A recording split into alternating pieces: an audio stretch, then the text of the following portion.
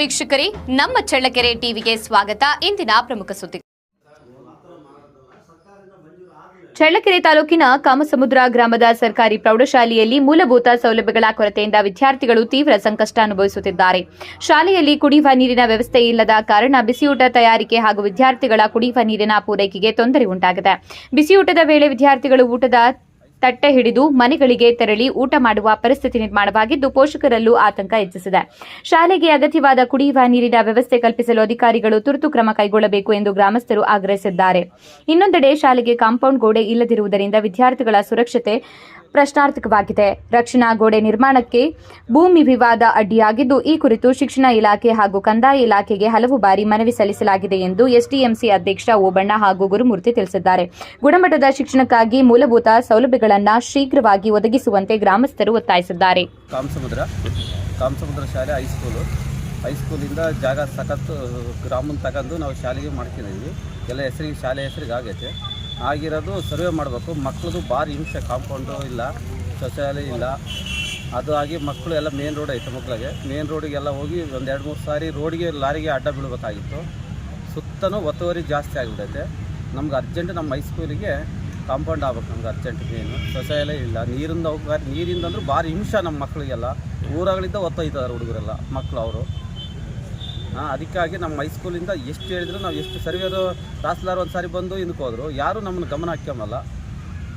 ಬೇಗ ಅರ್ಜೆಂಟ್ ನಮಗೆ ಮಾಡಿಕೊಡ್ಬೇಕಂತ ನಾವು ಎಲ್ಲರಿಗೂ ತಹಸೀಲ್ದಾರ್ಗೆ ಹೇಳಿದ್ವಿ. ಕುಡಿಯ ನೀರು ವ್ಯವಸ್ಥೆ ಮತ್ತು ಕಾಂಪೌಂಡ್ ಶೌಚಾಲಯ ಇದು ಇಲ್ವಾ? ಅದು ಇಲ್ಲ. ಪಂಚಾಯತಿಂದ ಮಾಡಿದ್ರೆ ಅರ್ಧ ಮಾಡಿ ಅಲ್ಲೇ ನಿಲ್ಸೋಗ್ಬಿಟ್ರು ಸರ್. ಅದಕ್ಕಾಗಿ ಬೇಗ ನಮ್ಗೆ ಅರ್ಜೆಂಟಿಗೆ ಮಾಡಿಕೊಡ್ಬೇಕಂತ. ಈಗ ಇಲ್ಲಿ BO ತಗ ಬಂದ್ರೆ ಏನು ಹೇಳಿದ್ರು? BO ಆಯ್ತಪ್ಪ ನಾವು ಮಾಡ್ಕೊಡ್ತೀವಿ ಅಂತ ಹೇಳಿದ್ದಾರೆ. ಅದು ಯಾವಾಗ ಮಾಡ್ತಾರೆ ಇವ್ರು ನೋಡಬೇಕು. ಇನ್ನು 8 ದಿನ ನೋಡ್ತೀವಿ ಆಯಿತು ಅಂತ ಕೇಳಿದ್ದಕ್ಕೆ ಮಾಡ್ಕೊಡ್ಬೇಕು. ನಿಮ್ಮ ಹೆಸರು? ಗುರುಮೂರ್ತಿ. ಈಗ ಹೈಸ್ಕೂಲಿಂದ ಸಮಸ್ಯೆ ನಮಗೆ ಏನಾಗಿದೆ ಅಲ್ಲಿ? ಏನು ಸಮಸ್ಯೆ ಇದೆ? ಏನು ಸರ್? ಏನು ಸಮಸ್ಯೆ ಇದೆ ಹೈಸ್ಕೂಲಲ್ಲಿ? ಅದೇ ಈಗ ಹೇಳಿದ್ರಲ್ಲ, ಅದೇ ಸಮಸ್ಯೆ ದೊಡ್ಡದಾಗಿದೆ ಸರ್. ಅದು ಅದನ್ನೇ ಹೇಳುವಂದ್ರೆ ಮತ್ತೆ ಹೇಳ್ತೀನಿ. ಚಿತ್ರದುರ್ಗ ಜಿಲ್ಲೆ ಚಳ್ಳಕೆರೆ ತಾಲೂಕು ಜಾಜೂರು ಪೋಸ್ಟ್ ಕಾಮಸಮುದ್ರ ವಿಲೇಜ್ ಅಲ್ಲಿ ಸರ್ಕಾರಿ ಪ್ರೌಢಶಾಲೆ ಇತ್ತು.